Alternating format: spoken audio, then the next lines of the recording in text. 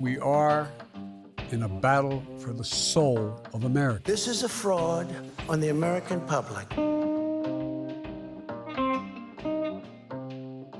Welcome to After America. I'm Dr Emma Shortis, Director of International and Security Affairs at the Australia Institute. Well, it has been a week. We are still processing what it all means, of course. And as I've said a few times, the zone is being flooded with certainty about what happened and why and whose fault it all is. It's always worth remembering that nobody really knows for sure. And I can feel that here in Washington. I'm now in my last few days in this city, and the atmosphere here is pretty heavy. To reflect on all of this and think about what might come next, we've got a very special return guest for you on today's episode. Malcolm Turnbull was the 29th Prime Minister of Australia. He famously dealt with Trump during his first term. Malcolm has an essay out in the latest edition of Australian Foreign Affairs. AFA 22 is called, quite ominously, The Bad Guys: How to Deal with Our Illiberal Friends. Malcolm's essay is presciently called Second Coming: How to Deal with Trump. I spoke to Malcolm from here in DC. He'd just returned to New York after spending Election Day in Washington.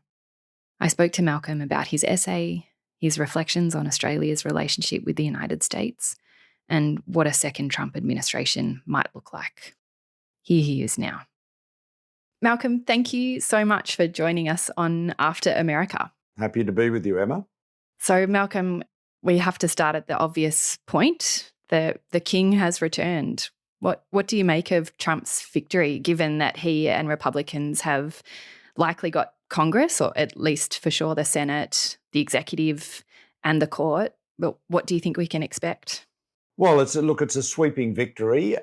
I think you can expect Trump to carry out as many of his promises as he possibly can. I mean, he's, as he said on the night, promises made, promises kept.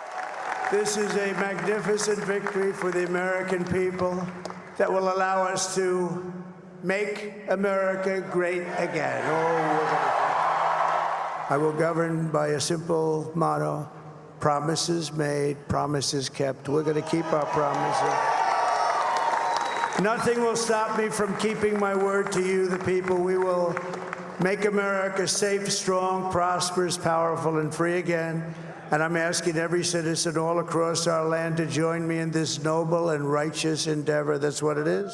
So I think you will see huge tariffs imposed, really a new era of protectionism around the world, which will be very bad for global trade and very bad for the global economy. Trump, you've got to remember, Trump's motto is, or slogan is America first. So he's not really, he's only concerned on his advancing American interests, and he feels that American interests can be advanced at the expense of others. He thinks other countries are freeloading off the United States either by, unfair trade, or that's to say because they've got trade surpluses with America. He thinks that if you've got a trade deficit, as America has with many countries, such as China, that means America is losing. So he wants to say that he's got an unsophisticated view of trade is an understatement. That's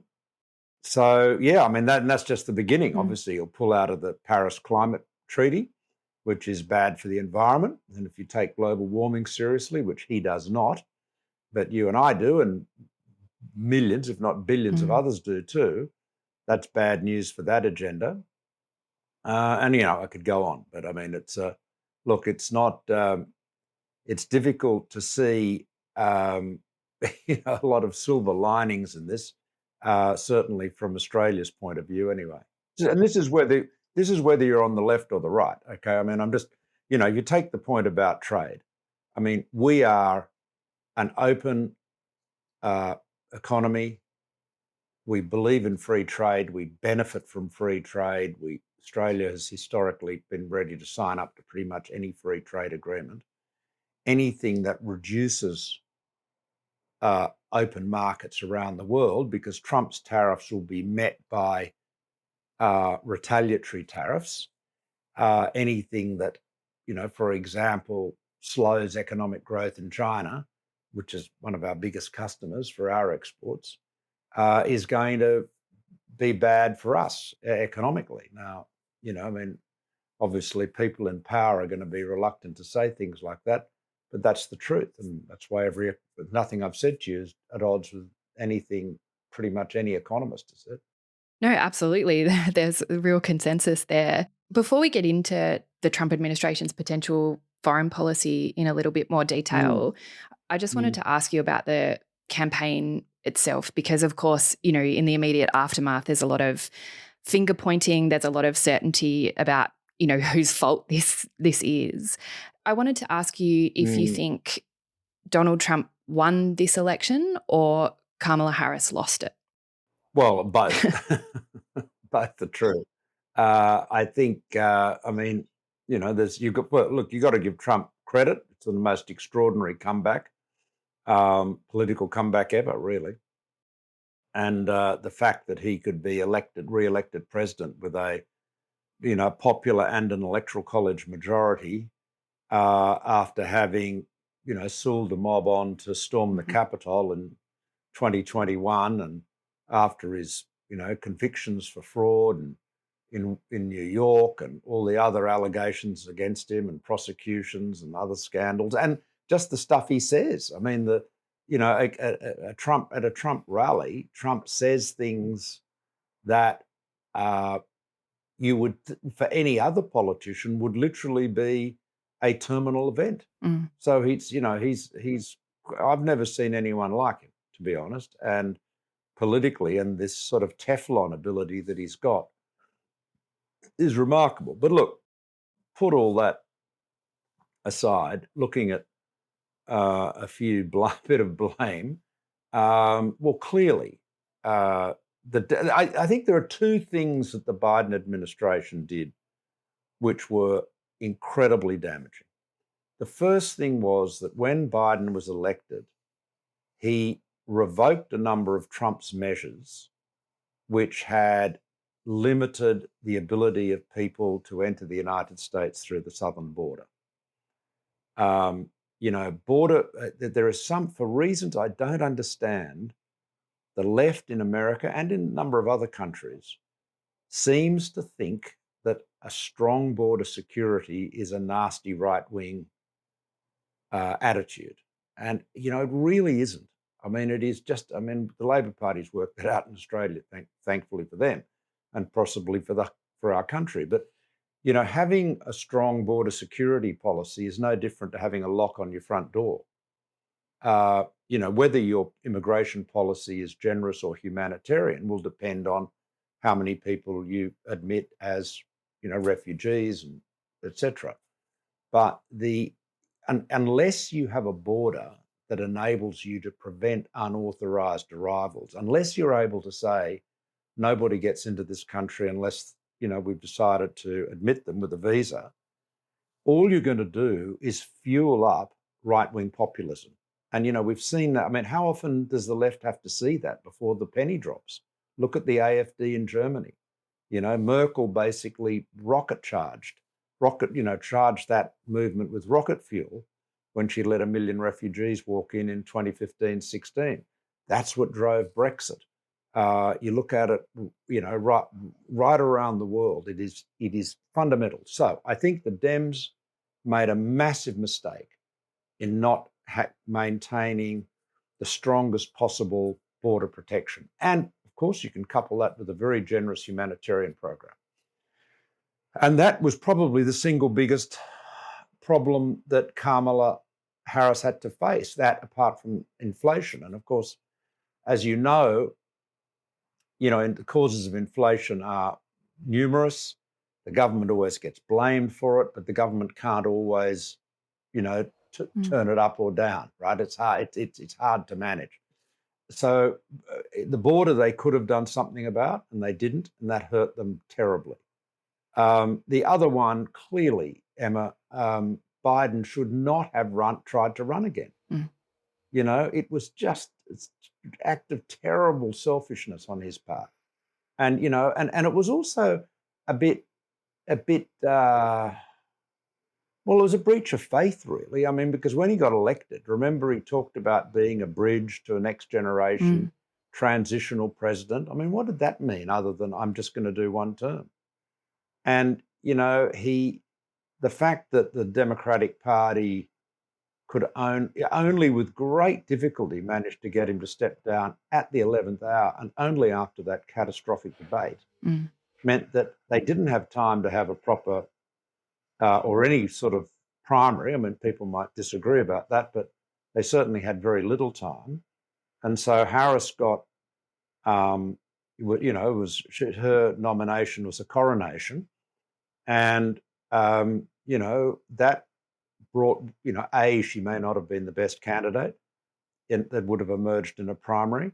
And B, because she is the vice president, it was hard for her to be a critic of Biden. You see, if you'd had another Democrat, say the governor of California or Gretchen Whitmer or, somebody else, they could have run against both Trump and been critical of Biden. They wouldn't. They could have charted their own course, but she was in that position where she couldn't criticize her own administration because people would say, well, you were part of all those decisions. So I think there are two things that, there's no doubt many other matters, but I think the border, they clearly could have done something about, or they opened up the border or loosened the, border protections, if you like, at enormous cost. And Biden could have just got out, could have said 18 months before, look, as I foreshadowed, I'm only going to do one term, and I welcome a primary process to begin. Yeah, and I think there's a pretty solid argument that the Democrats' failure, the simultaneous failure to do any kind of significant immigration reform to what is a broken system, while also trying to kind of out conservative or out far right Trump on the issue, left them nowhere. It alienated a progressive base while failing to win over, people who might have been inclined to vote for Trump, and that was consistent across, I think, a number of issues. And now one of the enormous consequences of that failure is that the incoming Trump administration has a policy of, as they describe it, the biggest mass deportations in American history. We got a lot of work to do.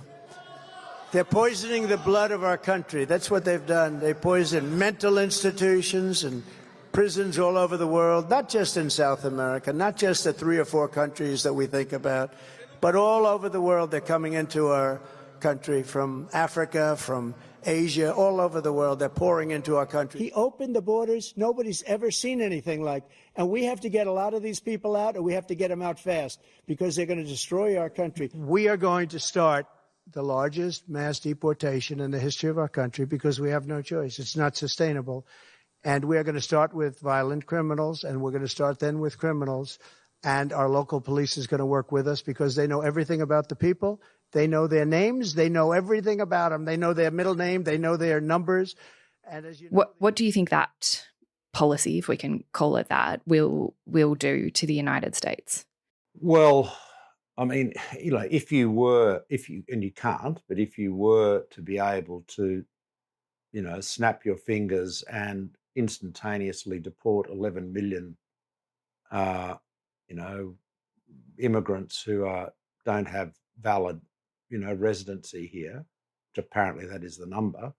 The vast majority of them are in paid employment, so that would obviously create an economic shock. And it certainly, it would create a labour shortage and presumably would add to inflation. It would add to what wages would go up, which a lot of people would no doubt appreciate, but it would also be inflationary, and a lot of people have pointed that out.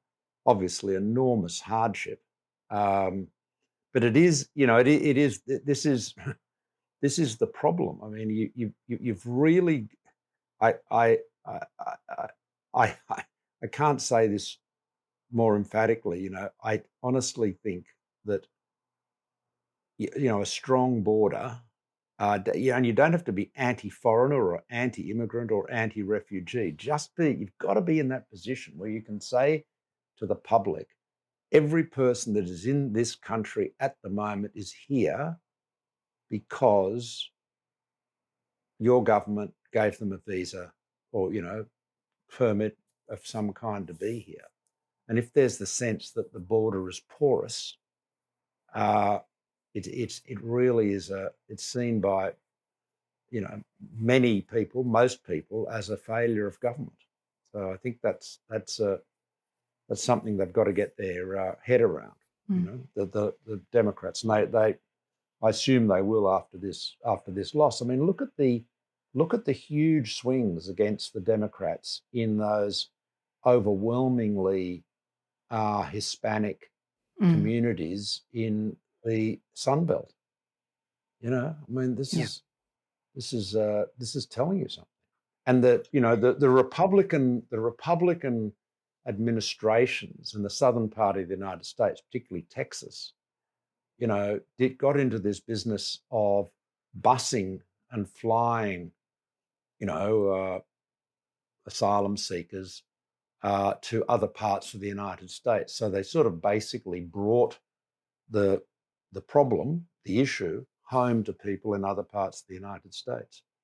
And then of course Trump, capitalized on this with overblown rhetoric and wild claims and, the immigrants that are eating your pets and all of this crazy stuff. But the Dems would have been in a much stronger position if they'd actually been able to say there's nobody here or hardly anybody here that doesn't have a legitimate visa and was, given permission to enter. I mean, I think that's also deeply connected to the Democrats' ongoing long-term failure to address the economic insecurity that drives that fear. So there are, of course, much longer consequences. Yeah. I think that's true. But I think it's interesting. You don't have to. Yes. I think that adds to it. Yes, that adds to it for sure. Yeah, you're right.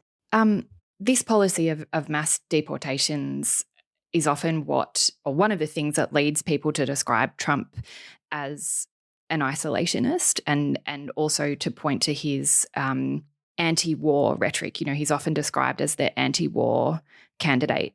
Do you think that's an accurate summation of Trump? Do you think he's an isolationist? Do you think he's anti-war? Well, he's definitely not a warmonger.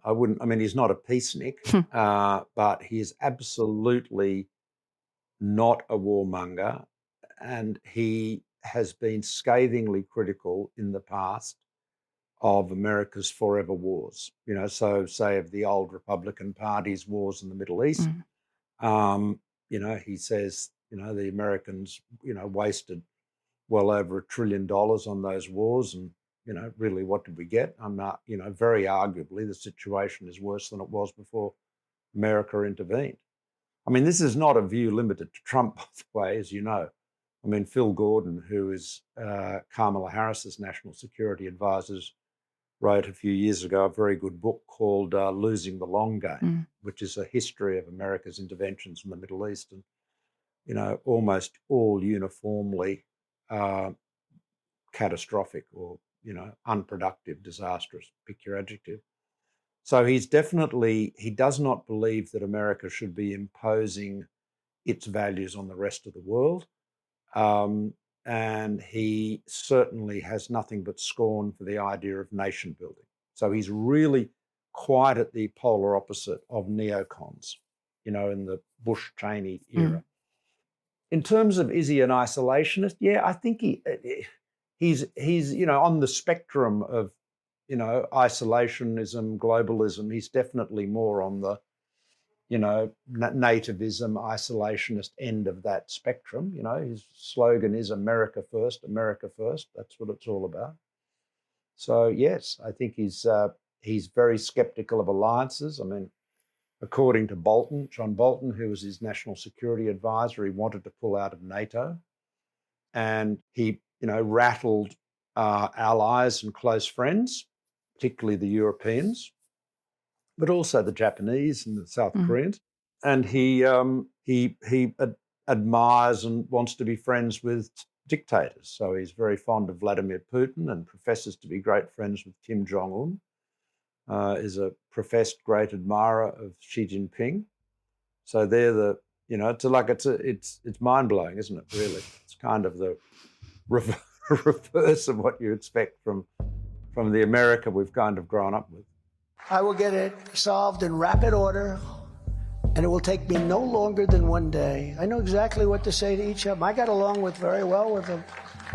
I got along very well with Putin. I like China, and I like President Xi a lot. I think he's a friend of mine. He may not be a friend of mine anymore, but I think he probably respects, from what I hear, China has total respect for Donald Trump and for Donald Trump's very, very large brain. Today I stand before the United Nations General Assembly to share the extraordinary progress we've made.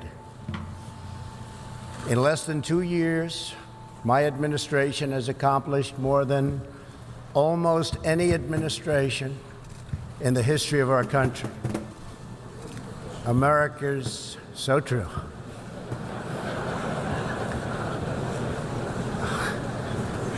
Didn't expect that reaction, but that's okay. Malcolm, that probably leads me to ask you about an essay that you've written for Australian Foreign Affairs, which it turns out is a very prescient one. And much of the essay is devoted to how Australia should deal with Trump.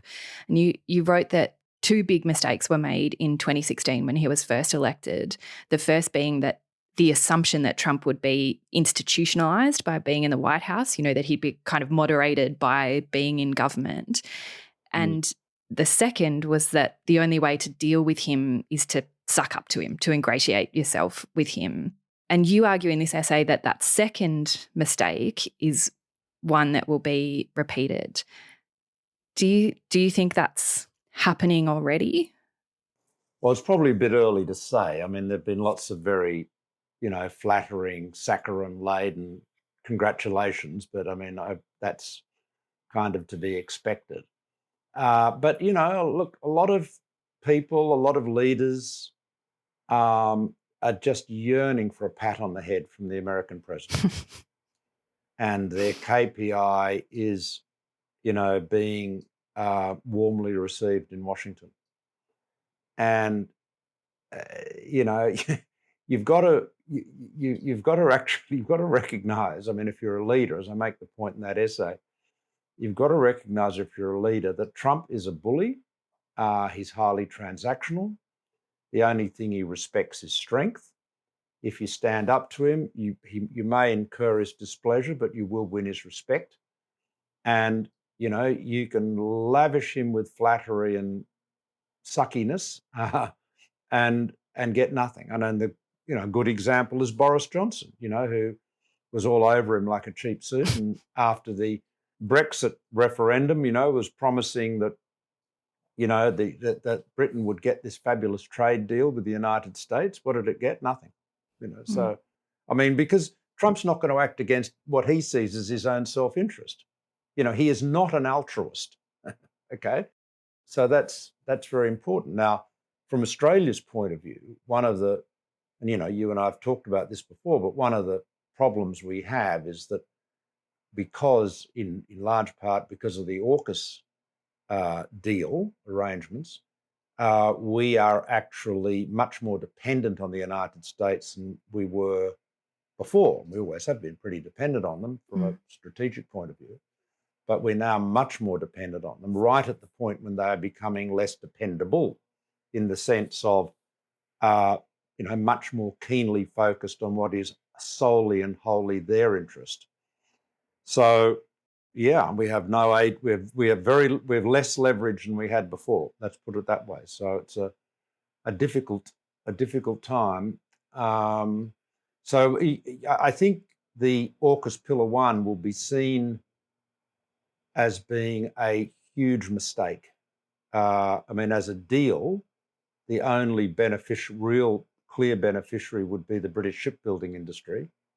I don't actually think it's in the Americans' interest in net terms, but you could argue it is, that they get, a big submarine base in Western Australia and they get money into their shipbuilding industry, and they don't have any real obligation to sell us any submarines. I mean, this is. Can you imagine how much respect you get from Trump for doing a dumb deal? I mean, so we have done a deal. This is the deal. This is the genius deal that our government has done. We've agreed to send billions of dollars to the Americans to help them, improve their shipbuilding industry. We've agreed that they've agreed to sell us several Virginia-class submarines in the 2030s, second-hand ones and potentially a new one. But they've done so with the express proviso in the deal and in the legislation that no submarine can be sold to Australia unless the President certifies its sale, its transfer out of the US Navy, would not diminish the underwater capabilities of the US Navy. In other words, that they can spare it. In other words, it's surplus to their requirements, putting it another way.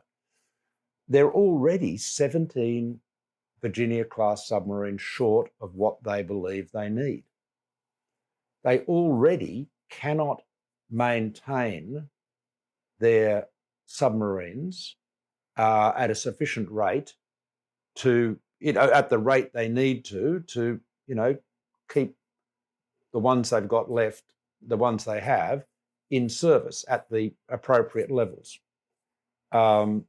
In other words, they should have about 20% of their fleet, in dock undergoing maintenance or out of service undergoing maintenance. It's over 33%. So, that's a problem. And in terms of the actual production, they should be producing at least 2 a year. They're producing between 1.2 and 1.3. And to have any hope of providing Australia with submarines, they've got to up that to over 2.33. Now, maybe all of that can be done. Maybe it all can be done. But we'll have very little influence on it. And unless it is, there is literally zero prospect of an American president certifying. So, which is why, in Washington, what is being widely canvassed and openly is the outcome where Australia gets no submarines at all. And you see, when I was dealing with Trump over the refugee deal and saying, you've got to stick with the deal I did with Obama, I could say to him, look, I have a deal, with your government, albeit with your predecessor. When the Americans turn around and say, we can't spare the subs, you're not getting any subs, we can't say you've double-crossed us or you've done the wrong thing, because if anyone was stupid enough to say that in Australia, I don't think we could. They'd just say, look, read it. It's up there, in capitals. So I just think it's just so sad that, so anxious was our government to, I don't know. I'm not sure. I've got no, I mean, at different times in my political career, I've thought to myself that I'm not quite on the same page as a lot of people in Canberra in politics. That's probably because I came into politics as a grown-up at, the age of 50, didn't spend my whole life in it. But how anybody would think this was a smart deal to do is completely beyond me.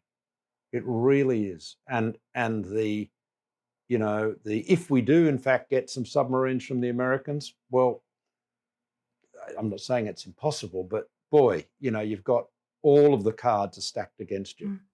And, in any deal, in any transaction, risk should be shared, right? The risk of non-delivery is entirely on our side.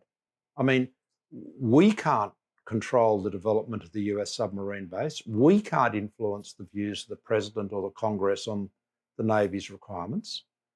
That'll all be informed by America first, won't it? And as Keating used to say, in the great race of life always backs self-interest because it's trying. And so there you are. So it seems to me to make yourself more dependent on the US right at the time when the US is quite deliberately becoming less dependable, because that's part of Trump's, policy. I mean, he's saying to the rest of the world, to America's allies, you've got to do more yourself. You've got to stand on your own 2 feet. You've got to stop relying on us. You've got to spend more money your own. So he's saying that. So we make ourselves more dependent on the US right at the time when they're becoming less dependable. Is a bit like the British deciding to leave the largest free trade zone in the world just as we're entering a new age of protectionism. Talk about missing the zeitgeist. It's incredible. So anyway, there it is. Sorry to go on about it, but I mean, I can't. To be honest with you, I gave a talk I was a talk at one of the think tanks in DC earlier this week, and we were talking about this issue. In very, very well informed room. Admirals and people in the White House, people from defence, like serious, well experienced people around the room. I mean, no one argues with my logic. I mean, it's not. I mean, they'd all say, "Oh, we really want to be able to give the Aussies what they want."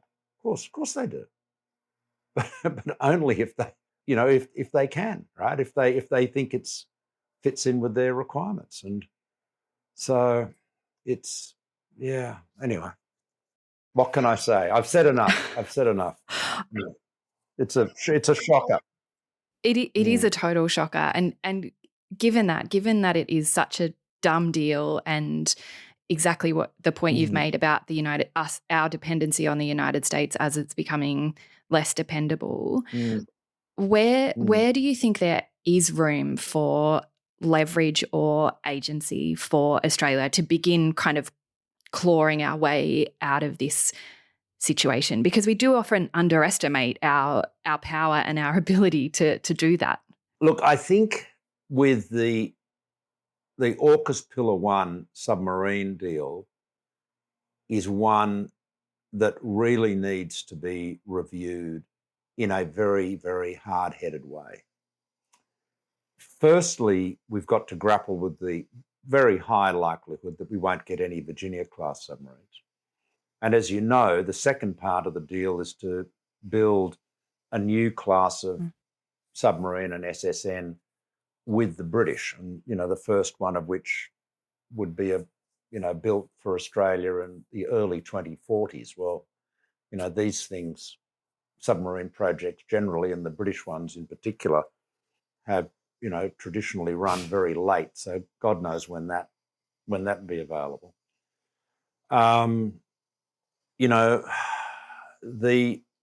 What is being canvassed in the US, and particularly in this, by the Congressional Research Service's very detailed papers on AUKUS Pillar 1, is a scenario where Australia has no submarines at all.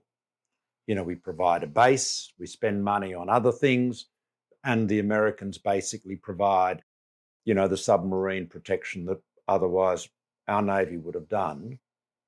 That's clearly where this is heading if nothing is done about it. There was a window of opportunity to go back to the partnership with France, where at least we were in charge of our own destiny. We were building the boats ourselves, and we could have moved to nuclear propulsion with France if we wanted to. We had much more control, much more agency there. That window was open when Albanese came in 22. I don't know. I doubt whether that is still open today, but it is. I think it is. It's a real challenge, and this is without getting into the questions about the scale of the investment and is it worth it? Can we afford it? What's the impact on the rest of the defence budget? What's the impact on the budget overall? AUKUS, remember, was cooked up by Morrison in huge secrecy. Was adopted by Labor as a tactical political measure, in 24 hours. And they've been trying to sort of fill in the detail ever since. But, unfortunately, it still bears the hallmarks and the consequences of being developed in such a unorthodox manner. AUKUS Pillar 2, the cooperation on technology and other projects and making the transfer of tech between the three countries smoother, which is still a work in progress. All of that's a good thing and, frankly, an evolution or development of existing arrangements. So no one would argue, no, if AUKUS Pillar 2 fulfills its promise and actually benefits Australia as well as the United States, and of course this is where our government again has to be very forthright in defending Australian interests. If it does it, and we get as good a deal out of it as the Americans do, then that's fine. But on the submarine side, it's I don't have a quick fix. I think they've locked us into a really bad deal where I think we will end up spending many billions of dollars and very likely end up with no subs. There'll be Australians serving on American submarines and, maybe, but look at the abandonment of our sovereignty is extraordinary.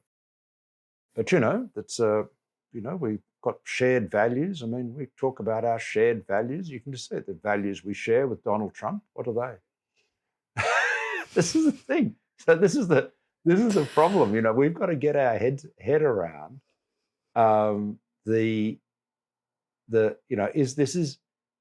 Trump first time around was seen as an aberration. The American people have elected him by a very healthy majority, knowing exactly what they're buying. So, that's something we've got to think about, and that's why Australia needs to be represented in a very forthright way. I hesitate to offer my prime ministership as a role model for anyone, but certainly in terms of the United States, I wasn't afraid to stand up to either Trump or Obama for that matter. But, a lot of Australian prime ministers seem to feel the only KPI is, getting the, slap on the back and the pick-fack at the White House. You've got to remember that in the imperial capital, whether it's Washington or Beijing, they regard deference as their due. So the more, sucking up you do, the more flattery you do, the more going on and on about, 100 years of mateship and all that stuff. It's not irrelevant, and I'm not saying you shouldn't say it, but don't imagine that it counts for much. The people, ultimately it's a transactional business, and Trump is as there couldn't be a more transactional guy than him. I think we've got a lot of work to do, and part of that is working on our imagination about what is possible for Australia in the world. And on that note, Malcolm Turnbull, thank you so much for your time. Thanks, Emma. This episode was recorded on the 8th of November, US time. No doubt a bunch of stuff will have happened since then. If you're enjoying After America, please help us spread the word by telling your friends about the show. You can find us on social media. We are at the Oz Institute, that's with an AUS, on Twitter and Instagram. And you can reach out to us with feedback and episode ideas via our email address, podcasts@australiainstitute.org.au. Our music is from Blue Dot Sessions. I'm Emma Shortis. Thanks for listening.